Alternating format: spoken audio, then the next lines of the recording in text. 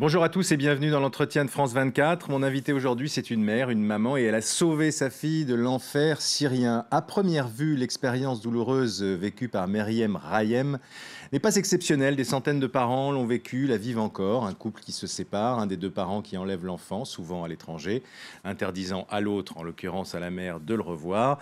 Commence alors un parcours semé de nombreuses embûches pour tenter de le retrouver. La différence, c'est que la fille de Meryem, Asia, enlevée par son père alors qu'elle avait seulement quelques mois, a été emmenée en Syrie, en plein cœur d'une interminable guerre civile, ajoutant évidemment à l'angoisse de cette mère. Cette histoire-là se termine bien puisque Meryem aujourd'hui a retrouvé sa fille. Ce dénouement heureux, on le doit à la combativité extraordinaire de cette mère, d'une mère, mais aussi, on va le voir, à beaucoup de chance. Bonjour Meryem. Bonjour. Merci d'être avec nous sur France 24. Votre histoire, vous la racontez dans un récit qui est publié chez Michel Lafon, qui s'appelle « Asia, maman est là », avec un très beau visage souriant de vous avec votre fille.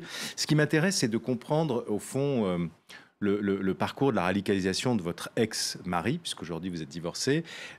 Au départ, vous tombez amoureux d'un homme, d'un jeune homme, vous ne soupçonnez absolument rien et vous avez une vie normale, tracée, il a du travail, beaucoup de travail même, Oui. il aime la fête, il aime la musique et vous ne soupçonnez absolument rien qui pourrait devenir un peu inquiétant par la suite. Bien évidemment, non, parce que c'est vrai que j'avais un mari qui était très aimant. Et du jour au lendemain, on lui a fait un lavage de cerveau. Et c'est vrai qu'il y a eu cet endoctrinement donc, quand j'étais enceinte. Suite, donc, à l'époque, il y avait un groupe influent en France, c'était quand même Force Analysa.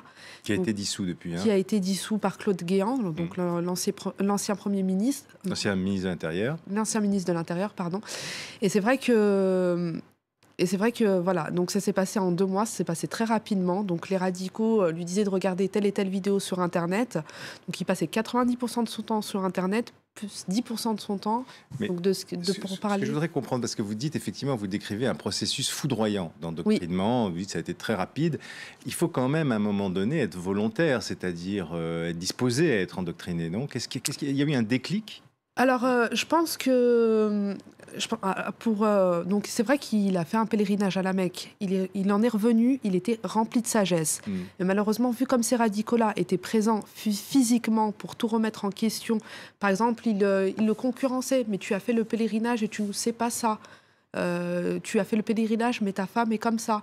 Donc, il remettait tout en question sur sa vie en société et aussi donc sur sa vie en tant que futur père et mari actuel. Ce qui est troublant, c'est qu'il n'y avait pas de vulnérabilité. Souvent, on dit que c'est des gens qui sont un peu paumés, qui ont du mal à trouver leur place dans la société. Là, pas du tout. C'est quelqu'un qui était inséré dans la société. C'était quelqu'un qui était vraiment très inséré dans la société et très impliqué dans sa vie de famille.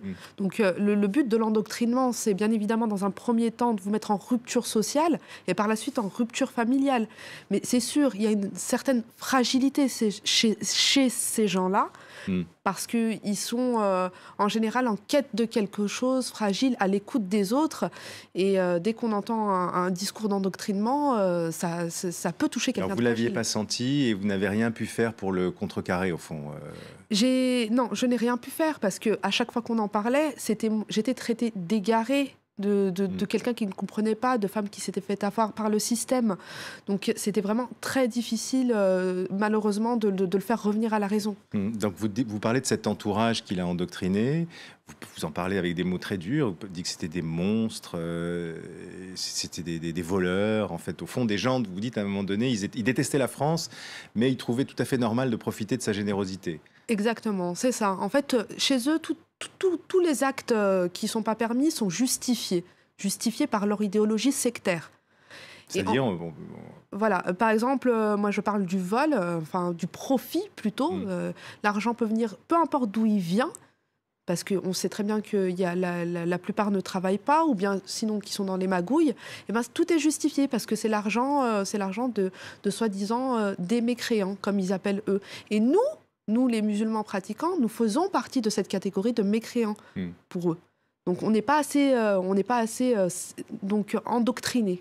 Alors il a voulu vous entraîner évidemment, vous voulez que vous portiez le voile, il voulait interdire à votre fille d'écouter des berceuses, de la musique, de jouer avec des poupées, enfin la totale en fait au fond. Exactement, donc c'est-à-dire qu'il avait tout prévu quand Asia était dans mon ventre, donc pas d'école, pas de peluche, pas de poupée, pas de crèche, pas des pas d'éducation, pas de vie en société, ce qui ferait d'elle en fait plus tard tout simplement une future endoctrinée, donc en rupture sociale complète.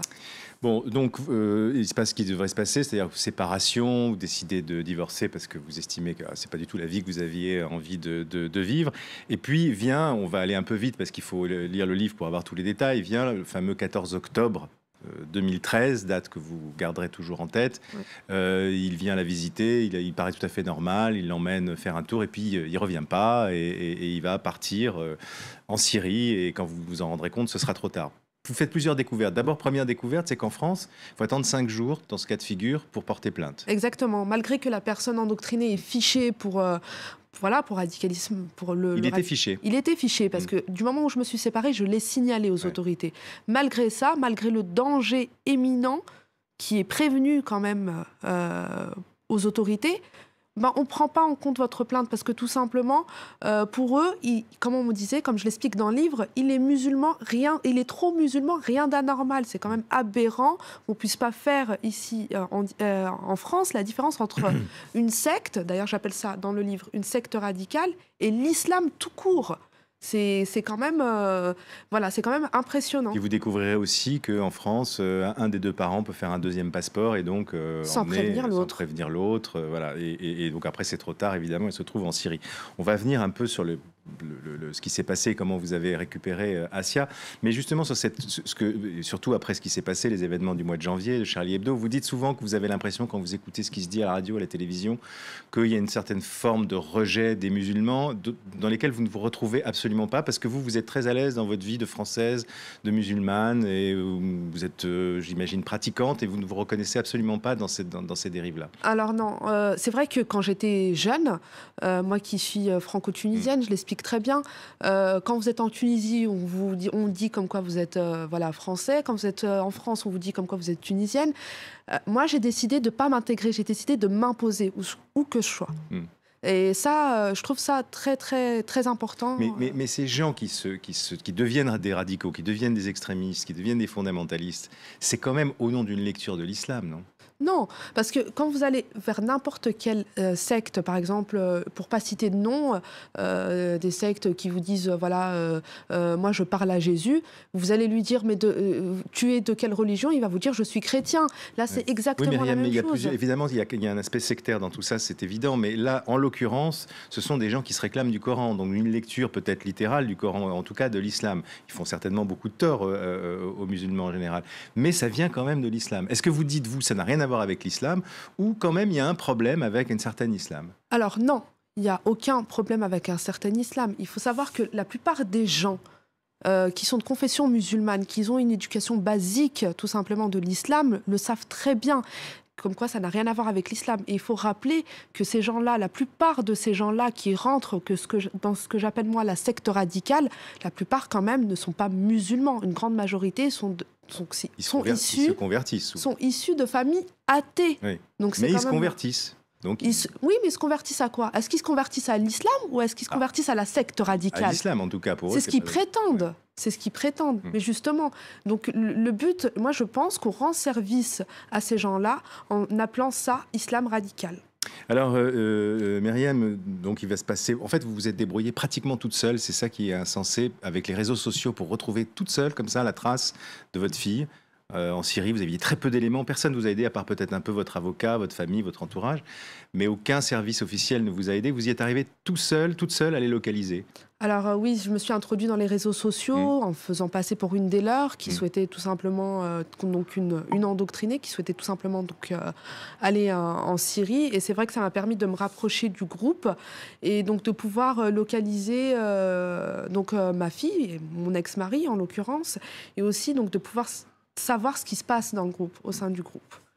Et donc, vous lui tendez une sorte de piège pour essayer de le ramener en Turquie. La Turquie, qui vous êtes bien rendu compte, c'est vraiment, en tout cas à cette époque-là, de base arrière vraiment du groupe dans lequel il était, qui est Jabhat al-Nusra, qui est une ramification d'Al-Qaïda.